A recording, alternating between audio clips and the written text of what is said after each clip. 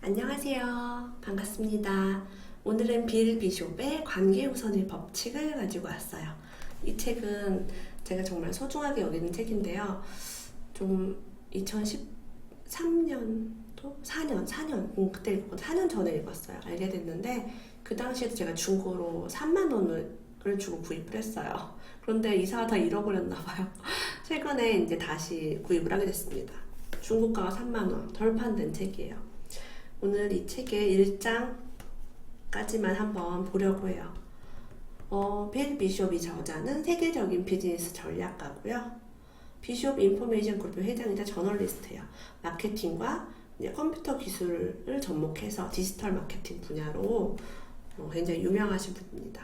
최근 나온 저서로는 스노우폭스 북스에서 나온 핑크 펭귄이라는 책이 있어요. 그것도 약간 그 세스보딘의 보랏빛소와 같은 그런 느낌인 것 같아요. 이 책은 제가 처음 읽었을 때 내가 이 책을 왜 빨리 읽지 못했을까라는 생각이 들 정도로 너무 좋았어요. 그래서 다시 사게 됐고 개인적으로 우리 아이에게도 물려주고 싶은 그런 책입니다. 이 책은요, 제가 왜 빨리 읽지 못했을까 이 생각을 했냐면 2001년도 2월 26일 날 발행이 되었어요. 이 날짜가 왜 중요하냐면 이 책이 2001년도에 발행이 되었는데요. 우리가 지금 보고 있는 이 유튜브는 2005년도에 생겼고요.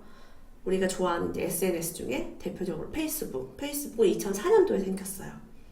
이게 뭘 의미하냐면 2004년, 2005년 전에 이미 이런 책이 나왔다는 거죠. 마케팅에 대한 책. 이 책은 제목처럼요, 관계가 이제 중요하다. 관계를 우선해라. 이 뜻이에요. 유튜브가 컨텐츠를 생산하나요? 하지 않죠. 우리의 관계를 연결해주죠. 크리에이터와 구독자를 연결해주는 이 기능으로 이렇게 돈을 많이 벌고 있어요. 페이스북이 무언가를 생산하나요? 그냥 아니죠. 사람과 사람을 연결해주기만 하는데도 굉장히 많은 돈을 벌고 있어요. 자, 유튜브, 페이스북, 그리고 우리가 자주 이용한 네이버 이런 거 전부 다 무료로 제공이 되고 있죠. 그래서 제품이 중요한 게 아니라 관계가 중요하다.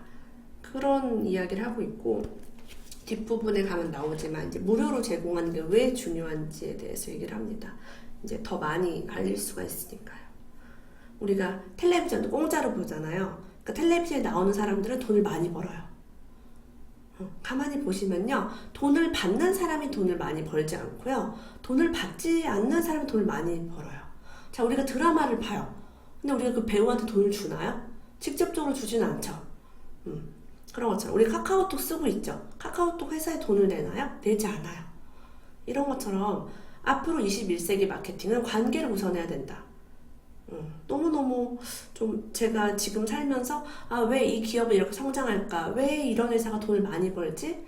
왜 무료로 제공하는데 돈을 많이 벌까? 이런 고민을 하면서 이 책에 있는 내용이 더 잘 와닿고 이해가 되기 시작했어요.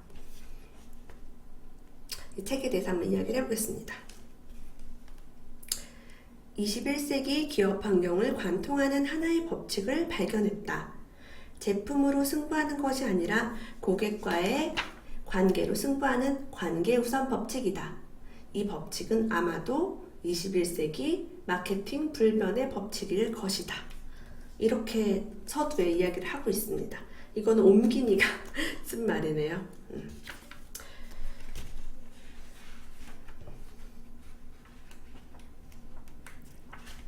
이거는 옛날 이야기예요. 예전에 어떤 동네에 배가 있었대요. 배가 2대가 있었는데 하나는 론이란 사람과 밀턴이란 사람이 가지고 있는 배였대요. 사람들은 동네에 탈 수 있는 배가 이 2대 뿐이었기 때문에 이 배가 아주 한심하고 큰 소리가 나고 모터가 오래되고 낡았는데도 어쩔 수 없이 이 배를 탔대요. 겉으로 보기에는 그들이 서로 경쟁해서 이기기 위해 서비스를 개선하려는 기미가 전혀 없었대요. 그러나 어느 날 굉장히 큰 변화가 일어났어요. 론은 하루도 쉬지 않고 일을 했어요. 그의 배는 한시도 쉬지 않고 움직였어요. 그런데 밀턴은요, 일주일에 이틀을 쉬었대요. 그는 월요일과 화요일에는 론이 혼자서 밀려든 손님을 맞으며 즐거워하도록 내버려 두었대요.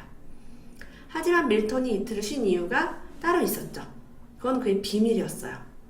쉬는 날이면 더 좋은 배를 만드는 작업에 매달렸던 것이에요. 그는 3년 동안 쉬는 날이면 새 배를 만드는 작업을 했어요. 짐을 놓을 수 있는 선반을 설치했고 편안하고 좋은 좌석을 만들었고 모터도 배 안에 설치하는 조용한 것을 택했어요. 또 새 배는 옛날 것보다 더 커서 손님을 10명까지 태울 수 있었고 훨씬 빨라서 5배나 빨리 호수를 건널 수 있었대요. 그리고 밀턴은 마지막으로 주스와 가벼운 음료로 가득 찬 냉장고를 배 안에 설치했어요. 밀턴이 새 배로 사업을 시작하자 일대 파란이 일어났대요. 로우는 이제 파리를 날리는 신세가 된 거죠. 모두 밀턴의 배를 타고 우아하게 여행을 한 거예요. 자, 이걸 지켜보면서 이 빌 비숍이 얻은 교훈은요. 론처럼 하루도 쉬지 않고 일을 하면서 똑같은 상품을 하염없이 판매할 수도 있고 밀턴처럼 잠시 일을 쉬면서 더 나은 전략, 더 나은 시스템, 더 나은 능력을 개발할 수 있다는 거죠. 그래서 쉬지 않고 일하는 게 좋지 않다 이런 거죠. 저는 이제 개인적으로 그러면 우리가 일을 계속 하다가 성장하기 위해서 할 수 있는 게 뭐가 있을까? 이 밀턴은 배를 만드는 일이었지만 우리 지금 현대인들은 제가 봐서는 책을 읽는 일, 독서하는 거 이것처럼 가치 있는 일이 없는 것 같아요.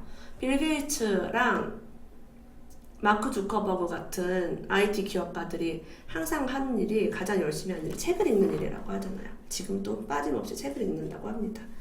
우리도 읽어야죠. 책을 통해서 이런 아이디어를 얻을 수 있어요. 앞으로 어떻게 될 거고 과거에는 어땠고 이런 역사적으로도 할 수 있죠. 자, 이 빌 비숍이 망하는 회사도 보고요. 이렇게 끊임없이 성장하는 기업도 많이 봤대요. 그 특징이 있었어요. 이런 기업들이 성공을 거두는 것은 그 소유주가 계획과 행동 사이의 균형을 알고 있기 때문이다. 이들은 가치 있는 상품을 소비자들에게 제공하는 일뿐만 아니라 새로운 가치를 지닌 상품을 만들어내는 데에도 시간을 투자한다. 항상 더 큰 배를 만드는 작업을 하고 있는 셈이다. 이런 기업을 나는 전략적 기업이라고 부른다. 그러니까 좋은 걸 제공을 하면서 뒤에서는 또 다른 새로운 사업을 계속 준비하는 거죠. 우리가 어느 날 아이폰, 스마트폰을 보면서 우와 하고 정말 빵 터졌잖아요. 그리고 모토로라, 노키아 이런 회사는 과거에 굉장히 유럽 기반으로 해서 미국에서 굉장히 유명한 휴대폰 회사였지만 그 따라오지 못하니까 기술력이 도태되고 그런 거죠. 그래서 항상 전략을 세워서 이제 미래의 먹거리를 찾아서 헤매야 돼요. 기업을 하려면 참 힘든 것 같아요. 이런 경쟁을 항상 해야 하니까 변화가 너무 빠르고요. 더 좋은 상품을 만들어내는데 초점을 맞춘 밀턴의 방법은 오늘날 별로 효과를 발휘하지 못할 것이다. 이제는 어떤 사업이든 더 좋은 상품이나 서비스를 제공하는 것만으로는 성공하기 어렵다. 오늘날 시장에서 기업은 제품이나 서비스 중심이 아니라 특정 고객 유형을 중심으로 구축되어야 한다. 자, 별표. 다시 한번 말해볼게요. 특정 고객 유형을 중심으로 구축되어야 한다. 특정 고객. 이게 키포인트예요. 왜? 우리가 이 모든 시장에 있는 고객들을 충족시킬 수 없어요. 이는 경쟁이 너무 심하고 너무 빠르게 변하기 때문에. 차라리 아주 소수의 고객을 우리가 타겟으로 잡고 그 고객을 중심으로 이제 마케팅을 펼치는 게 차라리 낫다는 거죠. 굉장히 세분화되고요. 그렇게 지금 이미 변해가고 있어요. 그래서 우리가 어떤 사업을 하거나 마케팅을 할 때는 내가 어떤 고객을 타겟으로 할 것인가를 정하고 해야 해요. 이 타겟층을 잡는 게 굉장히 어렵겠죠.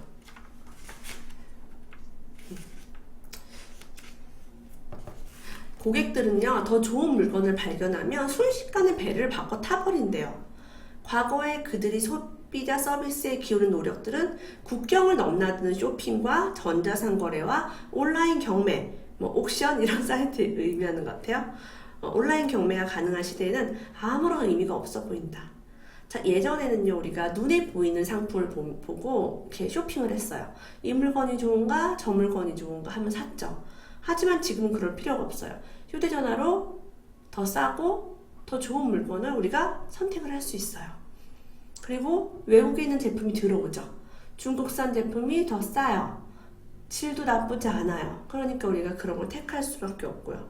이제는 더 좋은 제품을 개발하기 위해 노력하는 게 큰 의미가 없어요. 내가 더 좋은 걸 개발했는데 저 사람이 거기에 더 좋은 기능을 얹어서 개발하고, 내가 정말 좋은 걸 개발했는데 우리보다 임금이 낮은 국가에서 비슷한 상품을 만들어 또 개발하고 중국은 그런 부분 정말 대단한 회사 같아요. 뭐 아이폰 짝퉁이라고 해서 샤오미 디자인도 거의 비슷하게 싸게 만들었고요. 요즘은 차이슨이라고 해서 유럽의 다이슨이 정말 비싸잖아요. 그래서 다이슨이랑 정말 디자인 똑같이 해서 차이슨, 회사 이름은 차이슨이 아닌 것 같아요. 제가 그 제품만 본 적이 있어요. 그런 것처럼 더 좋은 물건, 더 싼 물건을 발견하면 쉽게 배를 바꿔 타버린다는 거예요. 그래서 온라인에서는 여러분 단골 판매자의 개념이 사라집니다. 우리가 어떤 판매자의 물건만 계속 사지 않아요. 그때 계속 검색을 해서 좋고 합리적인 쇼핑을 하게 되는 거죠. 그러니까 제품 위주로 사업을 하는 게 얼마나 위험하고 리스크가 있고. 자, 이 제품을 제가 생산을 해서 판매를 하려고 하는데 재고가 남을 수도 있어요. 재고. 그 제품 무선으로 할 때는 재고가 굉장히 큰 영향을 미치죠. 자, 예전에는 이 방정식을요, 제품 무선의 법칙이라고 얘기했대요. 제품을 만들어서 많이 팔면 돈을 벌 수 있다는 게 이 법칙의 의미였어요. 근데 지금 앞으로는 이런 제품 무선의 법칙이 잘 먹히지 않는다.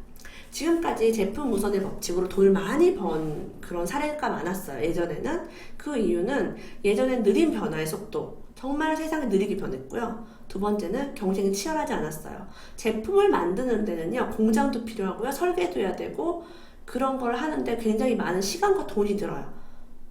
제품 막 찍어내야 돼요. 우리가 뭐 청소기를 만든다, 헤어드라이기를 만든다, 이런 것도 굉장히 많은 시간과 돈이 필요하니까 상대적으로 경쟁이 치열하지 않은 거죠. 자, 세 번째는 소비자들이 정보가 부족해요. 이게 정말 좋은 제품인지, 이 가격이 합당한지, 이거를 비교하기가 과거엔 어려웠죠. 인터넷이 되고 스마트폰이 생기기 이전에는. 그래서 제품 무선의 법칙이 먹혔던 시대는 이런 시대라는 거예요. 느린 변화 속도, 상대적으로 치열하지 않은 경쟁, 소비자들의 정보 부족. 그러면 아직도 제품 무선의 법칙이 먹히는 국가는 어디에 있을까? 스마트폰이 잘 안 터지는 곳. 인터넷이 발달이 좀 덜 되고요. 우리처럼 이렇게 소득 수준이 높아서 누구나 스마트폰을 가질 수 있는 이런 국가가 아닌 나라. 많죠. 아직도 많죠. 네. 이런 데는 제품 무선의 법칙이 먹힌다. 하지만 이 책이 나온 미국과 우리나라나 뭐 일본이나 중국 이런 회사는 제품 무선의 법칙이 이제 더 이상 먹히지 않는다. 그래서 중국은 그러면 제품을 많이 만드는 기업이 그 국가가 아닌가요? 이렇게 얘기할 수도 있어요. 하지만 중국 1위 기업이 어디예요? 텐센트. 텐센트는 어떤 걸 가지고 있죠? 웨이신, 위챗, 그 우리 말하는 카카오톡 같은 걸 가지고 있어요. 그래서 위챗페이로 결제하고 그걸로 채팅하고, 모멘트로 우리나라는 카카오 스토리 같은 걸로 자기 이제 일상도 올리고, 모멘트에 물건 올려서 장사도 해요. 블로그처럼. 그런 것처럼 이제는 제품이 아니라 그런 걸 사람들 연결해주는 그런 어플리케이션으로도 충분히 성장을 하는 거죠. 기업이. 최고의 기업으로. 그래서 이 빌 비숍이 관계 우선의 법칙이라고 명명한 새로운 사고방식은 다음과 같아요. 첫 번째는 고객의 긴밀한 관계에다가 곱하기 독특한 가치를 지닌 상품. 이것이 성공, 즉 돈을 가져다 준다고 얘기를 했어요. 고객과의 긴밀한 관계 곱하기 독특한 가치를 지닌 상품은 곧 성공이다, 돈이다, 이렇게 이야기를 했습니다. 특정 유형 고객들을 중심으로 기업을 구축해야 하고요. 그러면 고객과의 긴밀한 관계, 독특한 가치를 지닌 상품이 뭐가 있을까요? 근데 이 관계 우선의 법칙은 이 관계를 많이 하고 폭넓게 해야 되기 때문에 요즘 같은 시대에는 발로 뛰면서 물건을 팔거나 하는 게 아니라 이렇게 온라인으로 SNS, 인터넷을 활용한 이런 비즈니스 모델을 택해야 된다는 거죠. 남들이 할 수 없는 상품. 그런 콘텐츠가 있어야 합니다. 그래서 이 분도 이제 마케팅 회사를 운영하셨으니까 처음에는 제품 우선으로 했더니 사업이 잘 되지 않았대요. 그래서 어느 순간 우리 고객은 무엇이 필요할까를 고민하기 시작했더니 이게 보이기 시작했다는 거예요. 그래서 고객이 원하는 것을 제공하기 시작하면서부터 폭발적으로 사업이 번성했대요. 그리고 고객들 역시 번영을 누리기 시작했어요. 예전에는 제품이라는 것에 막 목을 메고 있었는데 지금은 고객이 무엇을 필요로 하는지만 집중을 한다고 합니다. 이런 제품이 아닌 고객을 우선으로 한 이런 기업들에 대한 이야기를 좀 살짝 예시를 들어볼까 해요. 어떤 기업이 있을까? 중국은 대표적으로 이제 알리페이, 아까 말한 그 위챗페이랑은 거의 쌍벽을 이루고 있는 그런 기업입니다. 알리바바라는 기업은 다들 들어보셨죠? 마윈이 회장이고 최근에 이제 회장직을 내려놓겠다고 말씀하셨어요. 타오바오가 우리나라로 치면 이제 지마켓 같은 그런 사이트예요. 들어가면 이제 모든 물건을 구매를 할 수가 있어요. 점점 중국도 폭발적으로 타오바오가 성장을 합니다. 자, 마윈이 알리바바를 설립을 할 때요. 돈이 필요해서 소프트뱅크의 손정희 회장을 찾아가서 브리핑을 했대요. 근데 브리핑을 들은 지 6분 만에 약 200억 원 이상의 투자를 결정했다고 합니다. 2000년도였어요, 그 당시가. 지금으로부터 뭐 한 20년 전이니까. 우와, 이때 중국의 이제 성장을 본 거죠. 중국이 앞으로 온라인 시장이 엄청 커질 것이다. 그래서 200억을 투자를 했고요. 현재 그 손정희 회장이 투자한 그 돈의 가치는 약 4,000배로 늘어났다고 합니다. 어마어마하죠. 그래서 이런 앞으로 시대가 어떻게 변할 것인가 이걸 지켜보는 것만으로도 우리가 꼭 기업을 운영하거나 마케팅을 하지 않더라도요. 이런 어떤 마케팅을 잘하고 고객 우선으로 하는 기업을 우리가 바라보면서 투자를 할 수 있는 거예요. 어떻게 투자해요? 주식을 살 수 있겠죠. 손정희 회장도 이제 알리바바 주식의 한 30% 이상을 지금 가지고 있잖아요. 마윈은 2% 가지고 있었고 손정희 회장은 30% 이상 가지고 있었어요. 계속 조금씩 이제 팔기는 하시는 것 같더라고요. 만약에 4,000배라면요, 여러분, 우리가 1,000만 원을 투자했을 때요, 이 돈이 400억이 된다는 거예요. 제가 이걸 보면서 2000년도에 마윈이 나를 찾아와서 투자를 해달라고 하면 투자를 할 수 있었을까요? 돈을 이렇게 버는 건데 이런 느낌이 들었어요. 좋은 기업을 우리가 보는 눈이 생길 수도 있고요. 그래서 이 책을 빨리 읽으면 좋겠다라는 생각은 이제 이런 측면에서 한 거예요. 자, 알리페이, 타오바오 이런 것들은요, 타오바오가 좋은 것을 제공해 주잖아요. 그죠? 물건을 살 수 있게, 고객이 정말 편리하게, 고객이 집에서 물건을 싸고 좋은 물건을 빠르게 사서 받아볼 수 있게 이 서비스를 제공한 거고요. 타오바오에서 결제를 하기 위해서 알리페이라는 시스템을 만든 거예요. 우리나라는 지금 뭐 카카오페이, 삼성페이 이런 페이가 있죠. 알리페이를 만들어서 알리페이 지갑에다 돈을 넣고 이제 이걸로 빠르게 이제 결제를 할 수 있게 이렇게 시스템을 만든 거죠. 앞으로 더 성장할 거예요. 이미 성장하고 있고 중국도 이제 점점 오프라인 매장보다는 온라인으로 쇼핑을 한다고 하더라고요. 자, 그리고 이렇게 이제 책을 읽고 기업 이렇게 관계 우선의 법칙으로 막 부자가 된 기업을 보다 보니까 제가 또 뭘 보게 됐냐면 그러면 소프트뱅크 손정희 회장이 우리나라에는 어떤 기업에 투자를 했을까 궁금해졌어요. 검색을 해봤죠.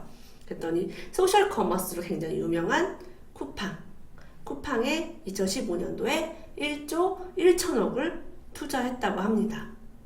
금액 자체를 보면요, 그 알리바바에 투자했던 200억보다는 거의 5배 이상이 많아요, 지금. 그죠?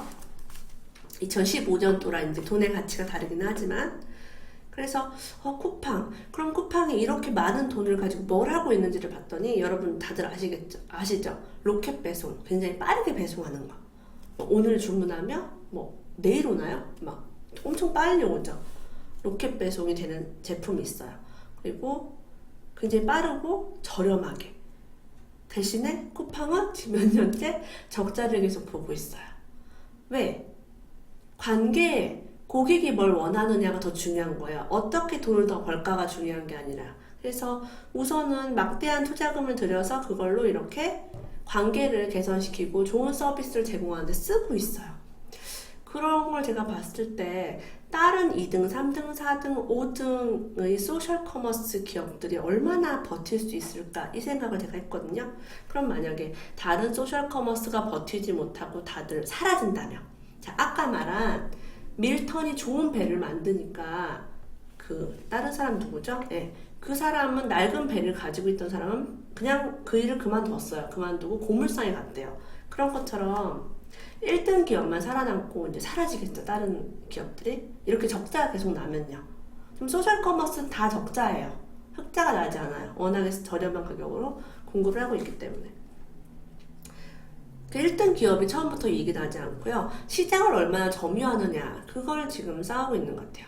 시장을 어느 정도 점유하다가 다른 기업들이 포기를 하겠죠. 이 사업을. 아, 도저히 안 되겠다. 포기를 하면 그 파이까지는 다 먹을 수 있는 거예요. 시장 점유율이 확대되겠죠. 독점을 할 수 있겠죠.